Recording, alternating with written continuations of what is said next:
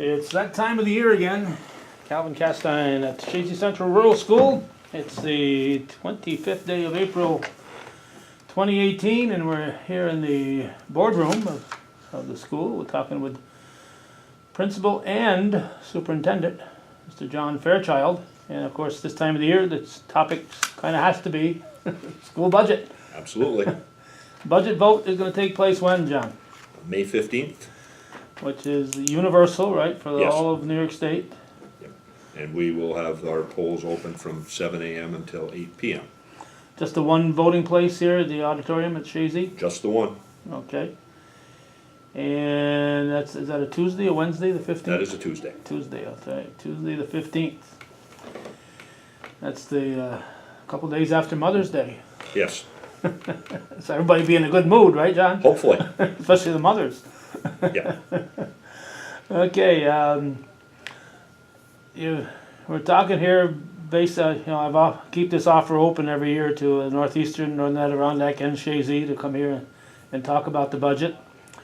Because I am now shipping, people watching this on the internet won't matter, but for people watching on cable, I have to ship these DVDs out to Ithaca 2 weeks ahead of time sometimes, so that's why we're talking a little bit ahead of the public hearing that you're going to have on the budget. You're going to have a public hearing, I assume? Yes, our public hearing is May 8th May 8th, so at 6 o'clock. okay, so people watching on cable, that will be over, but people watching on the internet, which will be at least half of our audience, Sounds good. they have time for that 6 p.m. here in the auditorium. Yes. Okay. All right. I see your budget is down, John. That should be good news. Last year the total revenues was supposed to be 10.8 and 882 in fact, and this year it's 10.728. So budget is down over 100,000. So everybody should be excited, right? On some level, yes. Yeah. Fortunately, we do have a decrease in our total budget. That does not translate to a decrease in tax rate or the tax levy, thanks to the wonderful system we work under in New York State. Every year they give you a target, right? They give you, each school district is different, I assume? Yeah, there's a long formula to calculate the tax levy limit, or the tax cap as people call it, which was originally projected as a 2% tax cap. Well, only in New York State is 2% not equal 2%.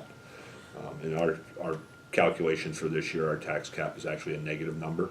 Negative? How negative? 1.42, I see that? Nope, it's actually a negative 1.7, hold on, make sure I get the right number, 1.746. 1.746, so your budget was actually supposed to go down according to the new math of New York State. So in order to, now what does this mean now? Normally a budget would pass 50% of the vote. Right. If you're over the cap, does that mean you have to get more than 50? If you're over the cap, you have to have a 60% vote in favor of the budget from your community. And again, when we started this whole process 3 months ago at the board level, we looked at our budget, and as always, we start out with bringing everything over and knowing what increases we have that are contractual, expected increases in fuel and things like that. Other things that we wanted to add into the budget, for example, we initially put a bus purchase in our budget. And when we rolled over our budget, that budget to budget increase on the levy would have been about 9.9%. And the board and the administration looked at that and said, okay, that's not acceptable. We need to bring it down. We know we have a negative limit to start with. So they tried to build a budget, or we tried to build a budget that would get down to a number that allowed us to maintain programs, because that's the critical piece for us, and fulfill our mission to educate students. And we worked at it for several months and got down to a place where we've got a budget that is a 3.34% tax increase. Okay, so it doesn't matter as far as the state goes. They gave you a minus 1.7, you're plus 3.34. It doesn't really matter to them how much of a difference there is. Let's say you were 15% up, they would still need 60%. You don't Yeah. need, doesn't increase over If that. we were at negative 1.7, It'd still need a 60%. still need a 60%. Right. So once you're over, you're over. Now, Right. let me ask this question, because Sure. it's fresh on my mind here, and I'll let you get into your flow that I'm sure you've got in your mind. You said bus purchase. I know Okay. voting at Northeastern Clinton, buses are always on a separate line by themselves. Yep. So when they put out the budget, they don't include bus purchases. People in our area vote for bus purchases separately, so you could vote no on the budget and yes on the bus purchases, or vice versa, or vote Right. the same on both. Are you allowed to put buses in on a separate line item? Yes, you are allowed to. We had that discussion, chose not to, given the situation with the budget. Because a bus purchase is $110,000, and for us, that's realistically 2.5% on the tax levy. You know, it's a challenge when you have a very small tax base, which is one of the big struggles we have. So you actually have multiple ways to purchase a bus. You could do a lease payment, which we did a few years ago, and then you're paying basically, you know, a third of the cost over 3 years, and you still get your state aid on the bus, but you're not upfronting as much money, although you're paying a little bit more in the long run. Or you can include it in the budget, which is what we've traditionally done, or you can do a separate proposition. And the interesting part about a proposition is, you know, you have to have if you have to have a 60% vote on the budget itself, you need 60% approval on the bus purchase. But we looked at our fleet and we think that we can maintain what we have, and then next year look at the budget and hopefully we'll be in a better situation. And we believe we will because of how the tax cap formula works. This is really, the tax cap limit is really driven by, we had a building project that's 15 years ago that we paid off this year. So that's why your budget was, So that takes total an budget was expense higher off. last year, right? Yeah, so that took $500,000-$600,000 off the expense category, but at the same time, it took a similar amount off the aid side, because it's all paid for by the state at this point in time. So those two things, that's what drove the drop in the overall budget. But the way the state's calculation works, capital projects are put into their levy calculation, limit calculation. There's a top half, which is prior year, and a bottom half, which is current year, and when it exists in one but not in the other, it negatively impacts you. You know, in the future, when we start a project, we'll actually have a very high tax cap, because it will occur in one area and not the other, so it works the other way. That's you know, the way the formula works, and unfortunately, there's no way around it. Well, it's no secret that you graduated here from Chazy. I was fortunate that I went to a small school, I went to St. Mary's. I know you've sent your kids to smaller schools over the years. There's a lot to be said about what Chazy offers, and I think it's not to disrespect any other school district, but Chazy always seems to stand out, and I think a part of that is because it's a small district and you're able to be hands-on with the students. You know, it is an amazing place on many levels, and that small size really, you know, we act as a family, we work together to try to solve problems. I mean, just yesterday, we had a parent conference that started before school. We had 11 of the staff members here for the parent conference, for one child. And, you know, that doesn't happen everywhere. You know, you'll get a handful of the teachers that can make it in early, but they were all here. And you know, so those are the good things that we have. So they're not getting paid time and a half for showing up early, are they? No, they come in early, they stay late, they do extra work. You know, the reality of every employee here, they're working for less money than they get in any other district. There's no question about it. And you know, they are dedicated staff members and work really hard. And you know, one of the things I like to look at is, you know, do we get a bang for our buck is really the question. And when you look at the results we get, we're actually one of the schools that gets the best results for the money we spend. When you look at all the schools in our BOCES region, which is 17 school districts, there are only 4 that spend less money per student than we do. And they're all large districts, which should be able to spend less money. But there are large districts that spend more than we do per student, which shouldn't happen.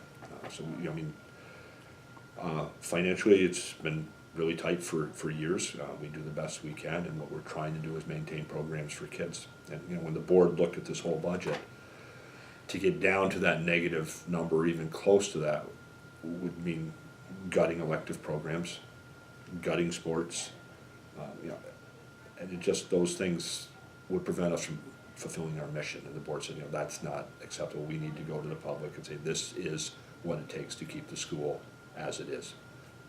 And then hopefully we'll get a good turnout at the budget vote, and the community will tell us where they want us to go. You know, and I'm hopeful that we get a very strong turnout, because that gives a clear message from the community.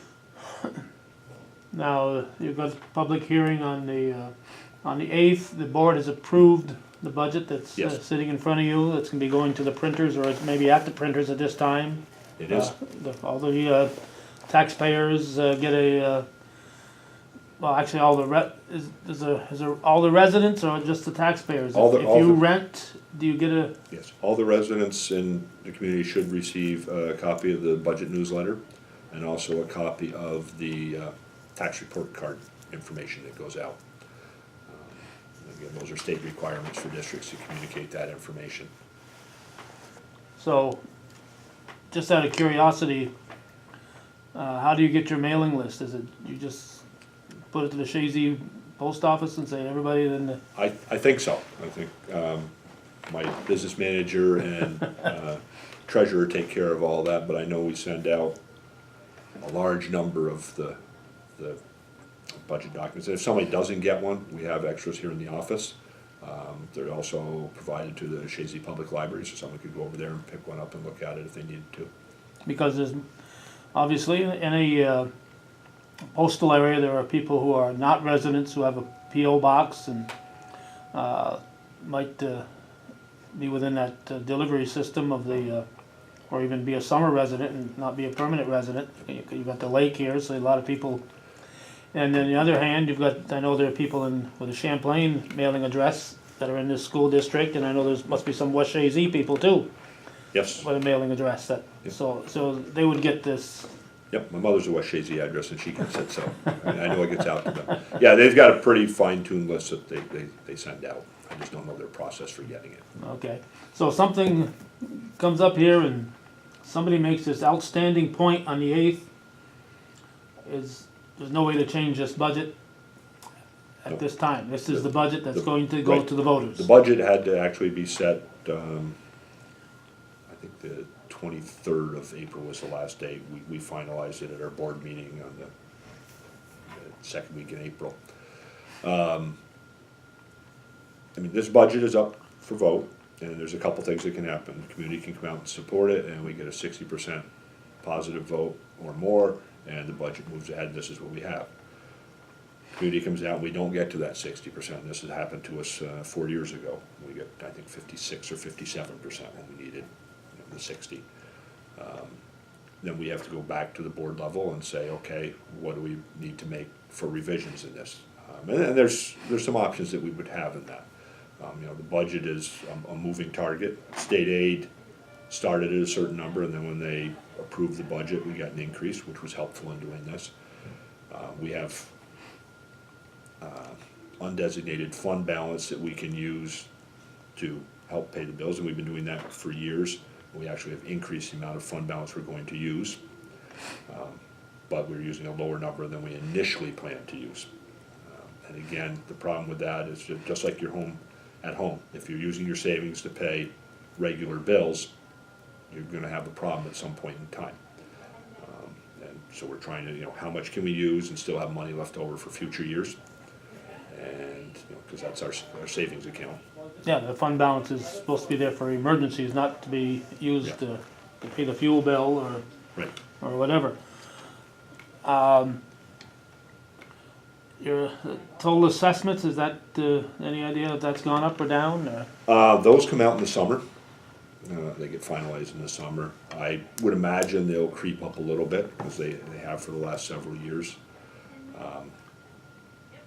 But it doesn't make a significant difference in the overall budget. I mean, one of the challenges we have as a small district, again, when I think about the 17 districts in the North Country, there are only 2 that have a smaller tax base than we do. So some of our Essex County schools that are half our size for students and staff have larger tax bases than we do. That's a challenge. for us, every 1% on the budget increase, or every 1% on the tax rate increase generates about $23,000. So when we talk about, no, let me back that up, not 22, 44,000. So, the 2% statewide limit, it means $90,000 annually is an approvable increase without a 60%. But when you look at the professional salaries for the teachers, for the support staff, the other costs that go up, $90,000 rarely covers it. So the nice thing is state aid has been increasing, so that's helped out. Over the last several years, they got rid of the gap elimination adjustment, which was killing districts. All those things have helped. The big challenge this year was we're part of a health insurance consortium, and made up of the 16 of the districts in our region. Pretty much the BOCES area? Yeah, it's all the BOCES schools except for Putnam, because they're too small to be allowed to be in the consortium. Really? You have to have 100 employees, active or retired, to participate. And there was a huge spike in claims last year. So we had a mid-year health insurance increase for the rate, which impacted the school and all the employees in our district and all the other districts. And then there was another fairly large increase that will hit July 1. The premium's going up 13.5%, which when you're talking policies that are $25,000 to $30,000 a year for a policy, that's a huge hit. For our district, the health insurance increase was over $400,000 budget to budget. That's just the increase. Just the increase, yeah. Our health insurance cost is someplace between $2.2 and $2.4 million per year. It's probably other than salaries, it's our biggest expense. And it's one of the things that comes along with working in a school. We have a lot of people here that work and earn $15,000 a year, but they're here because of the health insurance. To drive bus because of the health insurance. Yeah, so that's just the nature of what happens in schools. We've had some luck with our unions in moving people to Plan 2, which was a less expensive plan, and our unions have worked with us to try to find ways to keep those costs down. The increase in the claims has nothing to do with Chazy by itself, Right. but it's consortium-wide, and we all know with health insurance, if you have a couple people with really high costs in a given year, the nature of health insurance, everyone else pays. That's the way it works. Yeah, it's got to be paid for. That's what they're pulling your money for. So our consortium has a committee that's been looking at ways to address this. What was the appropriate rate increase? One of the things that we've done for the last several years as a consortium is keep the rate a little bit lower than we needed, because as a small school district, that allowed me to stay under the tax cap for several years. The consultants are often saying, we need an 8 or 9% increase. Well, an 8 or 9% increase in health insurance puts us over the tax cap. So we're going to have those years where we're under, and then there's going to be jump years, and that we don't see any way around that. But we keep looking at it and looking for ways that we might be able to save money with health insurance, and some of that is in educating people on other options they have as we've looked at it. If somebody goes to the emergency room, that's an $1,800 expense. If you go to urgent care, it's a $150 expense. So educating people, okay, we do have urgent care in the community now. That's an option that saves all of us money. And it's those conversations that are occurring and need to continue to occur to try to really efficiently use the plan we have and save the taxpayer money. Yes, and let's face it, you walk into the emergency room and they're swamped, and if you want to be seen quickly and you're not life-threatening, that's not the place I want to go to begin with. I want to go to somebody I can walk in and see the doctor. That's what's nice about Champlain now.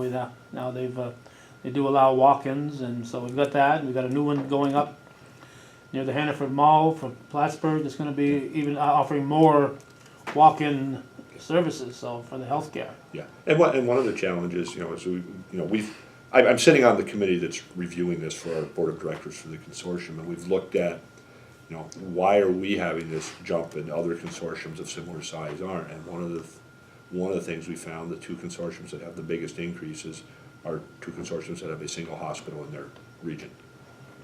Uh-huh. So there's sort of a monopoly there, and with the merger of, all of the hospitals in the area under the UVM, which does have some advantages, there's no question about it.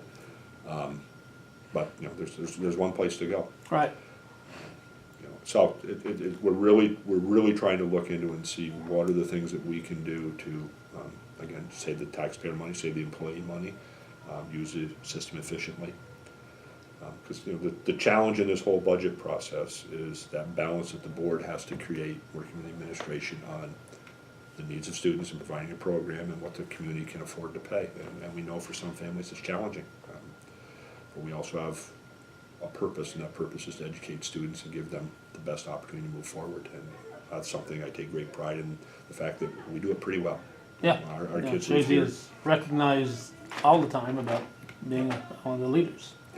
In some cases, the leader, but always among the leaders. Yes, we do a good job, and that's not to say other schools in the area don't do a good job. Right. And there's a lot of quality programs in the area, but I think what we offer is as good as any, if not better. Hey, you can run a fast race, but somebody else can run faster than you. Yeah. So just because somebody's doing a better job doesn't mean you're not doing a good job. Absolutely. Yeah.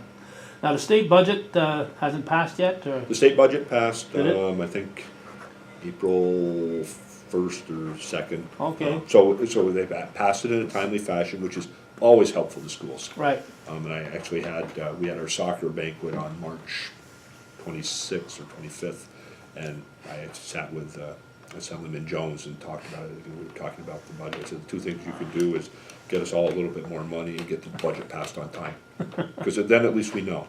And that's why when we look at the fund balance we're applying, we're using a little over 702,000. We were initially going to use 750,000, but because there was an increase of 47,500 in aid that we found out about before we had to finalize the budget, we were able to, leave some savings alone. So when it comes down to taking out the building money that was in there, that improvements or whatever it's called, taking all that out, budget to budget, how much of an increase? It must have been a little bit of an increase, quite a bit of Yeah. an increase, even more than that Yeah, 3%. The increase in, if you go and look at expense categories, the real increase is, there's some salary increases, but those are around 3% overall, And as you said, 400,000 for health. and 400,000 for everything else is flat. Again, and we, our typical process is to really go through the budget with a fine-tooth comb. One of the things that we've done, probably in the last 7 or 8 years that I've been here, and I'm sure it was probably done beforehand, is, every time we have a retirement or a resignation, we look at our staffing and, can we do this differently with the staff we have and not fill that position? And try to save taxpayer money that way. And we've done that a couple times, and that's beneficial.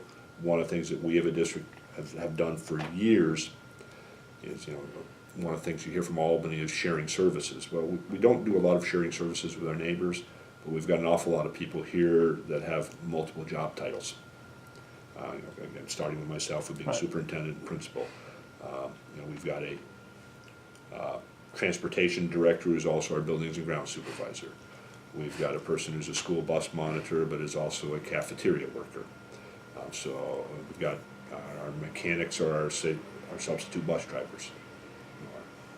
Our maintenance workers are our substitute bus drivers. Our mechanics and our mechanic helper, they're regular bus drivers. So we've sort of combined jobs to make full-time jobs for the employee, which gives you a dedicated employee. Right? Because if you have part-time people, you're just turning bodies. And in the grand scheme, it saves us money as a district. Because for a lot of those positions, if they're working 20 hours, they get health insurance. So you could have So- two 20-hour employees that are both getting health insurance, or one full-time employee that's getting one plan. So we do a lot of those things already to try to keep the budget as tight as possible. We're pretty lean. There's not a lot to cut here, and that's what we've looked at. And the board has said, if we made cuts in staffing, those cuts would negatively impact students, and they're not willing to go there at this point in time. They don't think it's necessary. If you could just get more of the teachers to drive school bus, you could, That would be an interesting one. I look back at, we just celebrated the 100th anniversary here at Chazy, and I look back to those one-room schools and the transportation problems they had, and we've come a long way in 100 years. Yes, we have. It's just incredible.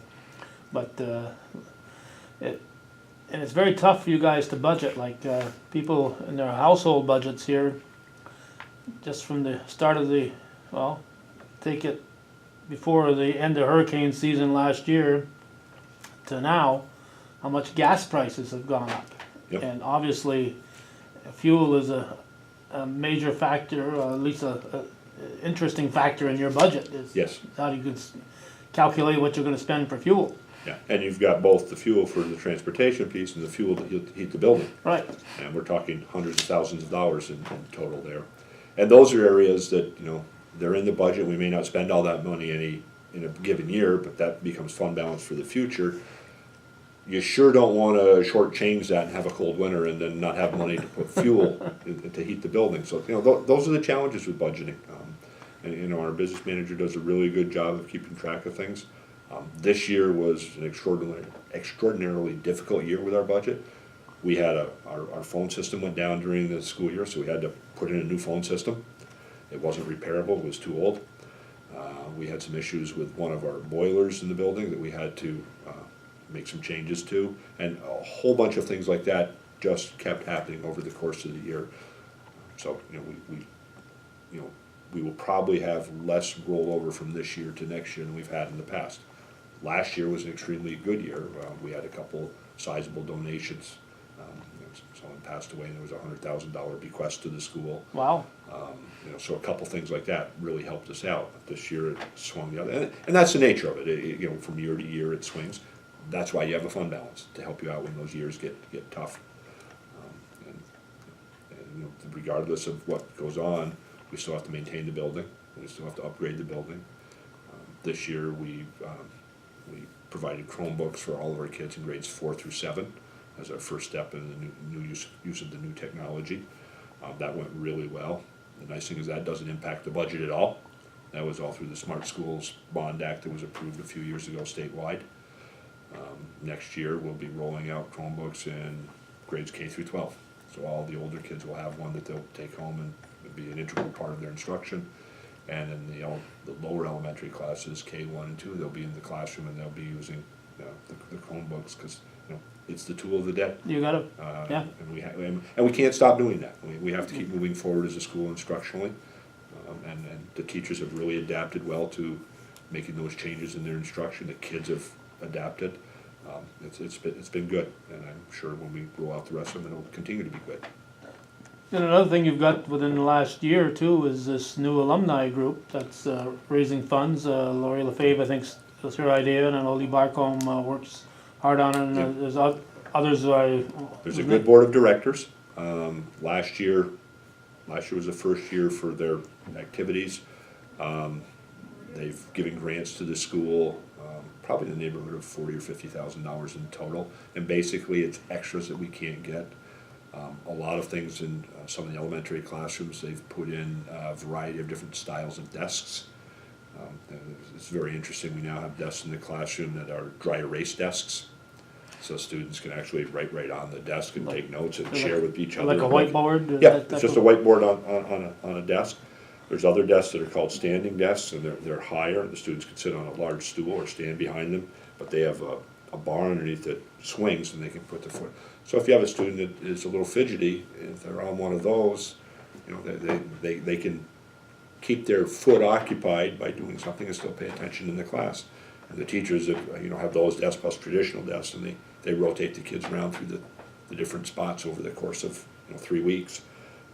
We've got they call them wobble chairs or wobble stools in some of the classrooms, where you have to sort of continually move around to keep your balance on the stool, and that uses up the energy and actually works really well on the core. But the neat little things like that. They've also, the foundation purchased, I think, a saxophone for our band. I think it was a saxophone. And then this year we got a 3D printer for our tech program. So they're really looking at ways to augment the school program, and their efforts are very well received. Last year we were fortunate that part of the 100-year celebration, the Minor Foundation agreed to match any donations up to, I'm going to say it was up to $100,000 in total. So every dollar that came in, we got another dollar from the Minor Foundation. And many of our families work for businesses that also have matching contributions. So in many cases, a person made a $100 donation and actually turned out to be $300 Wow. for the school. They put in place, starting last year, we're going to do an annual alumni challenge that's just started. Yep. And it runs through Old Home Days. Old Homes Day. There we go. I always get that one wrong. But The last challenging Sunday, the classes. last Sunday in July. And last year that raised a little over $11,000 the first time we did it. And again, Minor Foundation matched that. So, if you have an alumni reunion this year, or even if you don't, I think the class of '68 was the winner last year, and maybe somebody else will win this year. But just creative idea to get people excited about it. Now, you talk about these smart desks. I think back to when I was at St. Mary's, I had some predecessors who must have thought they had a smart desk because they'd written on it, and we had wobbly chairs then too, so Yeah. we were ahead of our times. You absolutely were. If we all have those memories. Of course, there was a different response when you wrote on the desk back then. Yeah, the old wooden desk, like this here, yeah. But, yeah. And Yes. my early desk still had the hole for, we didn't use the inkwell, but we still had the hole there for the inkwell in my early desk at St. Mary's. That's going back a ways. Yeah, well, St. Mary's didn't throw out too many things. No. So, if people show up here on the 8th, they can ask their questions and find out Absolutely. what the increase is about. I think what you're telling me here is you've got it down to bare bones, but it's still because the situation that you're in, and what outside of the 400,000 for the health insurance, are there other really large increases that stand out? There were some increases, and I don't have a number to them, in our cost for services through BOCES. And then that's, the CV Tech programs. BOCES has some additional capital expenses this year in repairs to their facilities, so those get spread over all the districts. Nothing was huge. The big one was the health insurance. Other things are, $5,000-$10,000, but you do that 10 times, it adds up. Yeah, And again, when you really look at them as percentages, none of them are really out of line. like the old congressional saying goes, a million here and a million there before you know what you're talking about, a lot of money. Yeah, that's true.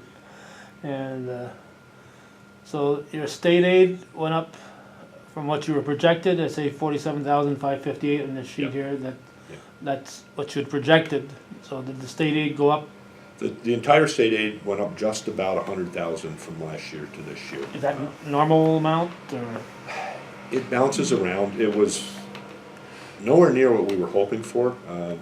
There's a whole bunch of educational organizations that looked at budgets statewide, and their feeling was state aid needed to go up $1.5 billion to just maintain everything that was going on.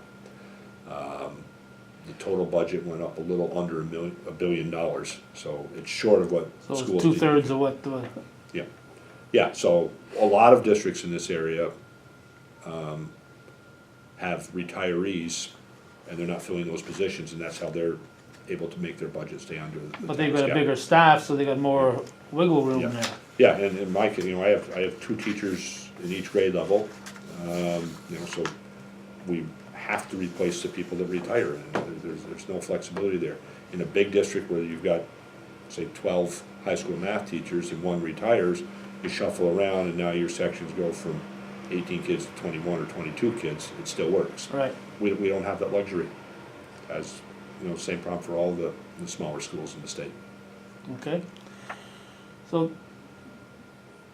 what is it, John, that you wanted to say that we haven't covered here, that, I'm sure you've given this a lot of thought as to. Absolutely, I spent a lot of time on this and some wakeless nights as we go through the process. Again, if we want to have a school that looks like a school and offers things to students above just the required classes, this is what it's going to cost to do that. And what the board and I really hope is that we get strong community turnout for the budget. And if the turnout is positive and they're supportive, that sends a message to us. If the turnout is large and it says no, we're not willing to look at that number, then we'll go back to work on it. But I find it very concerning when only 250 people show up for the budget, and those 250 are basically driving this whole process for a community of 3,500 people. So how many voters could you have? I don't know, because it doesn't require being a registered voter, and you need to be a resident. If you're a registered voter, you're on the log. If you're not a registered voter, you can actually come in and bring proof of residence with you and vote on the day of the budget. Driver's license? Driver's license would constitute proof. It might prove that you were here 4 years ago, doesn't prove you're here now. Yeah. And again, people can bring in proof. Then if someone feels that somebody brought in proof, it can always be challenged. But I would say there are probably maybe 12 to 1,500 voters, maybe 2,000. I don't know the exact number of voters in the community. So what's But I know it's more than the 250 we get. I know in you some normally years get 250 turnout? we've got 250 to 500 sometime in that neighborhood. It depends on, is there a contentious issue? Are there multiple candidates running for board seats? Because again, when you have a contest for board Okay. seats, you Are get more there? people. Are there? No, this year we have 2 seats that are open. Craig Giroux and Jason Bruce are both running for re-election. Unopposed? Unopposed at this point in time. Then the timeline to submit beyond the ballot has passed. That doesn't mean there couldn't be a write-in Right. process, but it's hard to get a lot of votes in a write-in. Other than the tax increase, there's no real big concerning issue that I'm aware of. So it's, I'm hopeful. Like I said, last year we had about 250 people. I'm hoping to get, in the 400 or 500 neighborhood or more. And we're going to do all we can to try to remind people. That's part of the reason that we're sitting and having this conversation now. The more people know, and the more informed. I want people to show up and vote, and I want them to be informed. Okay, the tax rate last year was 20.98 per thousand. This year is jumping 70 cents, not 70%, 70 cents, which is 3.34. 3.34%. So it's jumping 70 cents a thousand to 21.68. On this sheet you gave me, it said estimated tax increase on $100,000 home is $70, but that doesn't take in the star. That's right. The star exemption is not in there because not everyone who has a $100,000 home has the star exemption. Most people do. Okay. So we always put it in our documents as this is the expected increase, and if you're getting the star exemption, it would cut that down by approximately a third. But it still is an increase. Yeah, and if you're a senior citizen with the star, it's even greater better than that. Yes. Again, with the proof of residency, I don't know what you accept. If somebody has a camp here and they get a light bill for their camp, they Well, say, here I live here because there's my light bill. You can only be a resident in one community. Yeah. So again, they would have to prove that they are a resident of Chazy. They have to have been here at least 30 days. So if somebody moved into a rental property 45 days ago, they could come in and demonstrate that they were residents. Like I say, I think a lease would be a legal document. They could bring in utility bills in your name at that residence. Again, but you could. Yeah. There's always a way to get around the system, and that's why there's the ability to challenge a particular individual voting. But then you don't know how they voted. So. Well, the machine records, those numbers that they have when you go and get through. So you would know that person had ballot number X, and that could be removed. It doesn't, the name isn't there, but it connects to the number, and there is a way to track it. Okay, that's good. Yeah, We're getting off topic here, so we don't wanna.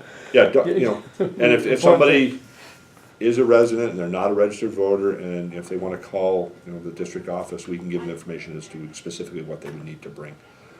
There are very few people that show up to vote that aren't registered I would, voters, but, I would really think it'd be very, very, yeah, very few. yes. Yeah, that would do that. But, so this is May 15th. From, what are the times again? 7 AM to 8 PM, 7 AM to 8 PM. so stop in on your way to work, stop in on your way home. One or Here. the other, one or the other. Yeah. You can only vote once. It's true. All right. And, from what, Mr. Fairchild has told me, this has been cut. If you think you're a better cutter, next time run for that school board. Obviously, people aren't beating down the door to run for the board if both the folks are uncontested. It is one of the last pieces of true public service to sit on a school board. There is no compensation for it. There can be a lot of grief for it. There can be a lot of positives for it. We have an outstanding board. They work really hard. They put the needs of students first, as evidenced by how they put this budget together, and then try to look at, okay, what can community members afford? And I have a lot of respect for the efforts they put in. It's not an easy process to go through, and especially when you don't know what you're getting in state aid. And again, I do have to say, as a district, we are extremely fortunate in the Minor Foundation. I'd be remiss if I didn't mention that their contribution next year is going to be over $300,000. Without them, this school would not exist. There's no way to absorb that amount of money with our other taxpayers. So we do appreciate their continued support for the school. We will keep working to do the best we can for our community, because this is the heart and soul of the community. Yeah, and it's, the Minor Foundation is kind of continuing the legacy of this school's founder, William H. Minor. Mm-hmm. So when they're contributing to this, they're contributing to his legacy, and I would think that if Mr. Minor and Alice T. Minor had a crystal ball and they could look here 100 years later, they'd be very pleased. I think they would. Oh, speaking of Alice T., there's also another proposition on the budget this year. So a couple other propositions. One is the annual proposition to support the public library. Uh-huh. And then there's a candidate, Kristen McAuliffe, is running for the board of directors at the library. She's running unopposed also. And then there's a proposition, which is a very strange one. We've been working with the Alice T. Minor Colonial Collection for the last couple years, trying to help them address their parking and driveway issue. If anyone knows the building, the driveway is a one-lane driveway through a carport that comes out on the corner of Route 9 with a curve and Fisk Road. It's a dangerous situation. So they proposed to us a couple years ago if there was a way to create a parking lot in the back of their property and a driveway that came out onto our school bus loop. And in researching that requires voter support, because it requires an easement for them to use it. So we've got that proposal on the board. It costs the school absolutely nothing. It's being a good neighbor with a community partner. The state had some questions for us about traffic. This is a small museum. They don't have a lot of traffic. Most of it is evenings, weekends, Right. Summers when we're not in session. But we're hopeful that the community will support allowing them and us to put a driveway that comes into our bus loop so that they can enter from Route 9 and then exit Come out. without having to have that difficult corner. So hopefully that will get supported by the community. And I know the Minor Foundation is really hoping that happens, and they've been working with us, and they've covered all the bills and the costs in exploring this, the surveys, the lawyers' fees. So I hope the community can support that. And I know they've done some work there because Eric Richards' tree service has been there, They took down a number of trees. took out some trees. You can actually see the school from Route 9 as you come around the corner now. But don't do that unless you're No, the passenger. Right, pay attention If to you're the driving. driving, keep your eyes on the road. But Yes. if you're a passenger, you can look and see that. So yeah, that I would think that would be a definite yes, but it's still got to be voted on. Right. And again, you know, this community has tremendous support for the entities that exist in the community, and they always have, and we're hoping that that level of support continues this year and into the future. Okay. Anything else, Mr. Fairchild, that, Just one last plug, that, you know, Yep. the vote is on the 15th. The public hearing where I will share all this information publicly and answer questions that come up is on May 8th at 6 o'clock in the evening in the auditorium. Please, you know, typically we have 4, 5, 6 people come out for that. I'd love to see more. You know, again, we do this with input from the community, and the more input we have, the better we can make decisions. So, again, Calvin, I appreciate your time and your efforts to help us get the message out. okay, we've been talking with Mr. John Fairchild, the principal and superintendent of schools here at Chazy Central Rural School, and we urge everybody who's watching this, no matter what school district they're in, to get out and vote. We're not saying to vote yes, just vote no, just get out there and vote and make your voice heard. Thanks. Absolutely. Thanks, John. Thank you.